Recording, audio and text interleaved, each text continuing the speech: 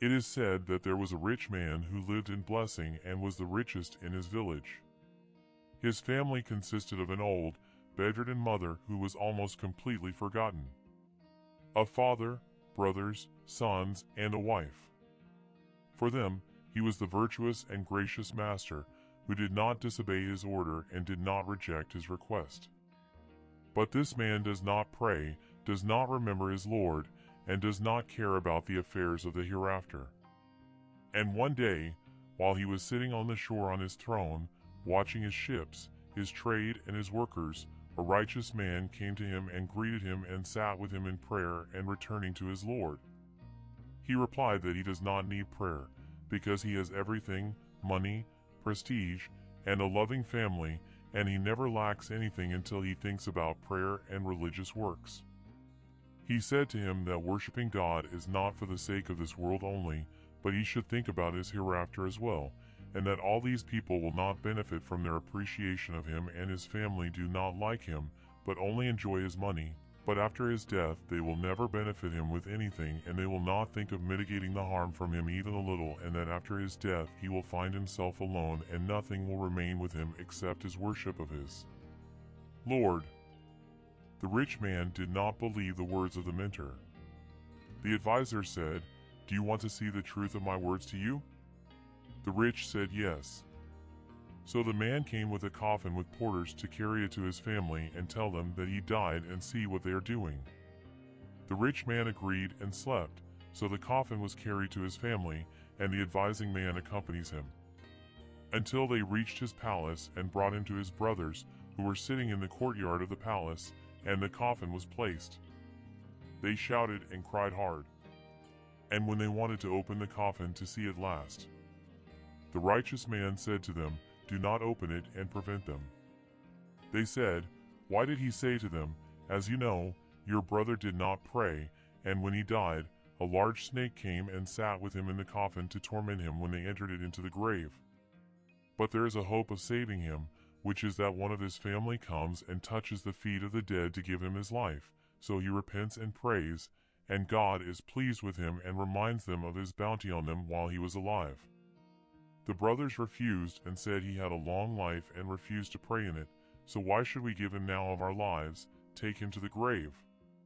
And the rich man listens silently and suffers from what he hears from the denial of favor. And while they are like this, when his father came and told him that his son had died, he cried and sobbed and asked to see him.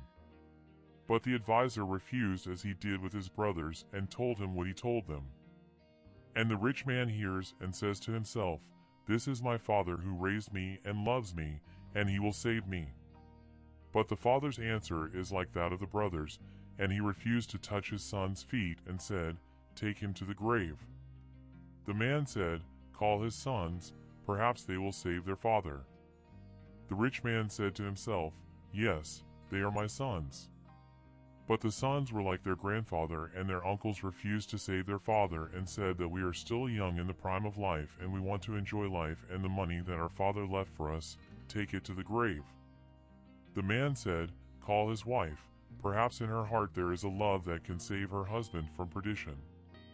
But the wife's answer was the same as the answer of the rest: "Take him to the grave."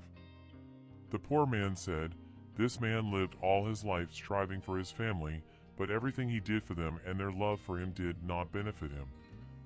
He could not save him from the fire." All this and the rich man hears and cries with his burning. He said the youngest of his brothers remained his mother. The counselor said, "Go and call your mother to come." They said she was big and bedridden. The man said, "Carry it, perhaps it will save him." And the rich man hears and cries and says to himself, "If all these people don't save me, will my mother, who I neglected and left, and I didn't do well for all this time since I lay in her bed and I forgot that I have a mother, will save me?" They called his mother and told her that her son had died. She cried so hard and sobbed and asked to see him. So the advising man prevented her and told her what he told them and asked her to save him, and she agreed. They marveled at her and said to her, "Do you agree to give him the rest of your life?" She said yes. They said, but we don't have anything from his money and nothing from his kindness, so why do you save him?" She said, "He was my son, and I carried him in my womb, and he was nourished by my blood. He prevented me from sleeping, eating, and drinking comfortably. I took him out with the hardship of myself and raised him for the price of my comfort, and I will not leave him to the fire and torment of the hereafter."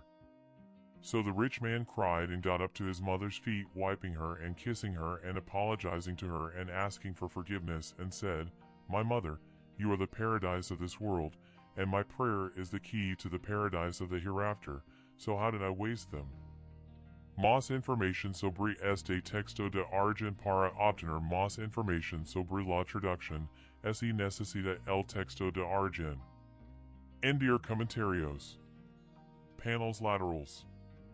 Historial. Guardado. Contributor.